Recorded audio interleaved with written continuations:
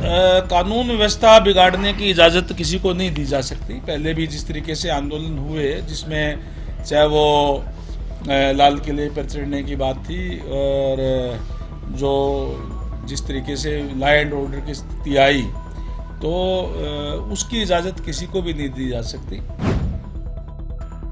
हरियाणा सरकार की बात है, हरियाणा सरकार ने किसानों के लिए पहले भी हमारी सरकार जो है उनका दाना दाना खरीद करने का काम कर रही है। 24 फसलें हम यहाँ खरीद करने का काम कर रहे हैं और माननीय सीएम साहब ने जो किसानों की मांग थी उसको मानते हुए एक कमेटी का भी गठन कर दिया गया है, जिसमें जस्टिस जो रिटायर्ड जस्टिस है नायब सिंह जी, उनकी अध्यक्षता के अंदर जो कमेटी का जो है गठन किया गया है और उन्होंने उनकी मांग को मान लिया गया है। तो हरियाणा के अंदर मैं समझता हूँ कोई ऐसा कोई इश्यू जो है नहीं।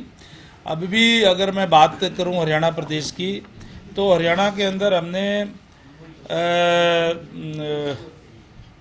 जो कमेटी गठित की है, इसको भी 22 नवंबर को अपनी रिपोर्ट माननीय न्यायालय के सामने प्रस्तुत कर दी थी, पहले जो थी उसने। और अब तक हमने जो है जो भी फसल खरीद करते हैं वो 72 घंटे के अंदर अंदर हम उसका पैसा किसानों को देने का काम करते हैं। और इस सीज़न में भी अब तक 16,000 करोड़ रुपए सीधे किसानों के खातों में पहले ही डाले जा चुके हैं डीबीटी के माध्यम से। और पिछले 9 सीजन में 12 लाख किसानों के खातों में 1,26,000 करोड़ रुपए डाले जा चुके हैं। तो इस तरीके की व्यवस्था हमारी जो हरियाणा सरकार ने करने का काम किया, ताकि किसानों को किसी प्रकार की दिक्कत परेशानी जो है वो ना आए। किसानों के लिए किसान देश की रीढ़ की हड्डी है और किसान के लिए हर वो काम करने सरकार जो कदम उठा रही है जिससे किसानों को लाभ हो और किसानों की आय बढ़ाने के लिए निरंतर सरकार का जो है प्रयास रहा है। लेकिन ये आंदोलन कर रहे हैं, जो दिल्ली जाने की मांग है, उसको आप किस तरह से देख रहे हैं?